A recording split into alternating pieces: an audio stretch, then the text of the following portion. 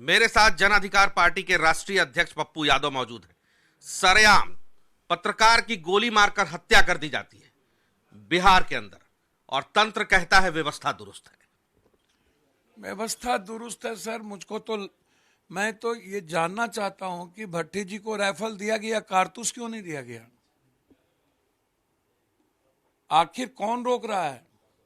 जब नीतीश जी का संकल्प है अपराध मुक्त, भट्टी जी को लाए आप, तो कौन है नीचे रोक रहा है? सिर्फ पत्रकारों को नहीं मारा सर, पुलिस मरे, आम आदमी मर रहे हैं। मधुबन में एक बच्चों को मार दिया, इकलौता बेटा था। सीतामढ़ी में किडनैप के लिए उसके को मार दिया। लगातार मुजफ्फरपुर में 5 हत्या हुई है। मधुबनी में एक बच्चों को मार दिया। मधेपुरा में 3 मर्डर हुए हैं, 3 मर्डर। और कल जिस परिप्रेक्ष्य में पत्रकार की हत्या हुई है, कल पहले एक भगत की को मारा गया कि थार हमको दो, नहीं दोगे तो गोली खाओ।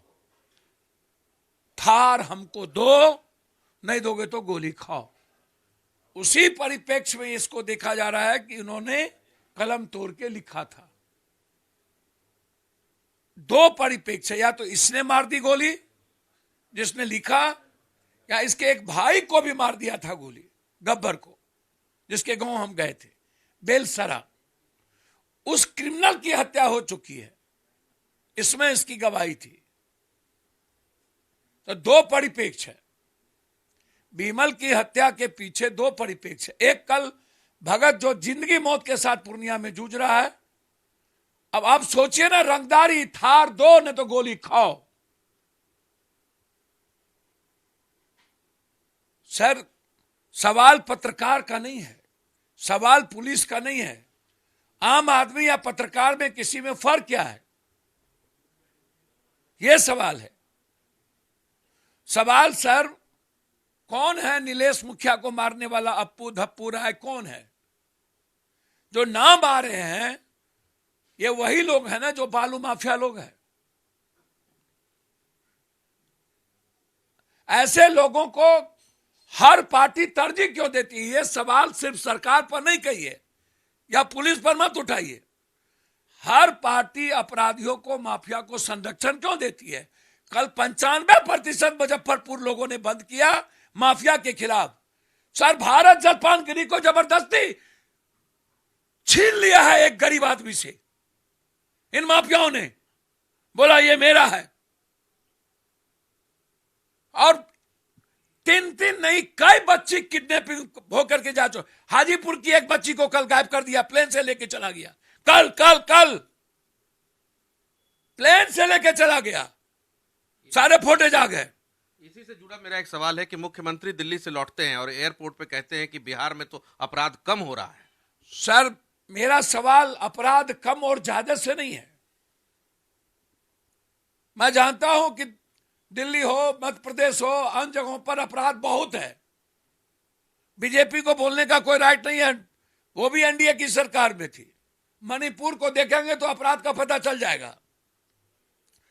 अपराध हो रहे हैं या नहीं,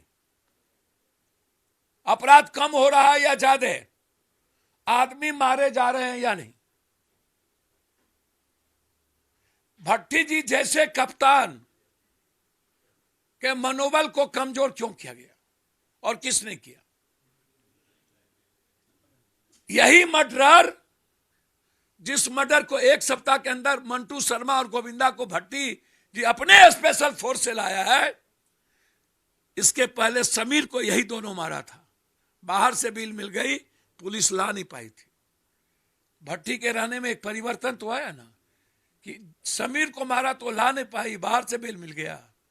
मैं जानना यह चाहता हूं सीधा और बहुत क्लियर है इस बात को लेकर के, हमको सवाल यह उठता है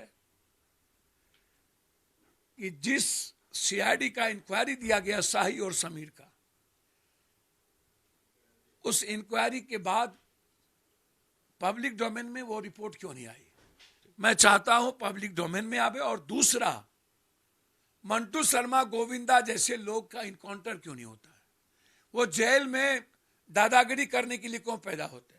एक छोटा सवाल बस लूंगा, एक छोटा सवाल। आप इनकाउंटर की बात कर रहे हैं, आपको लगता है योगी मॉडल बिहार में भी इंप्लीमेंट होना चाहिए? सर जोगी मॉडल जोगी का सर राजनीतिक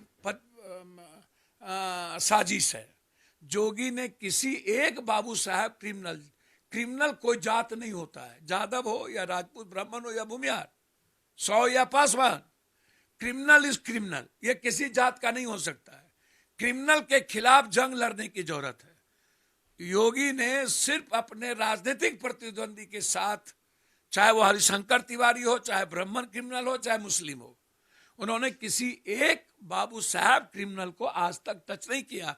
इसलिए जोगी जी का जो कैरेक्टर है वो संदिग्ध है, वो क्रिमिनल के खिलाफ नहीं है, वो पॉलिटिकल है। लेकिन नीतीश कुमार संदिग्ध नहीं हो सकते। नीतीश कुमार क्रिमिनल को तरजीह नहीं देते हैं। लेकिन कौन ऐसे लोग हैं कि भट्टी के पैर दिख रहे हैं, उसको आगे बढ़ने से उसको फ्री हैंड नहीं मिल रहा है? ये मेरा सवाल है। और अभी तक चार्जशीट क्यों नहीं हुआ और एसपीडी ट्रायल होगा कि नहीं मंटू गोविंदा के खिलाफ, दरोगा के हत्यारे के खिलाफ, पत्रकार के हत्यारे के खिलाफ? क्या 12 घंटे के अंदर कुर्की होगी? ये मेरा सवाल है। शुक्रिया हमसे बात करने के लिए। जनाधिकार पार्टी के राष्ट्रीय अध्यक्ष पप्पू यादव थे, जिन्होंने कहा कि क्या 12 घंटे के अंदर वाकई सरकार कुर्की करवाएगी। और इन्होंने दूसरा सवाल यह उठाया कि बिहार के डीजीपी आरएस भट्टी के कदमों को कौन रोकने का काम कर रहा है, यह सरकार को बताने की जरूरत है।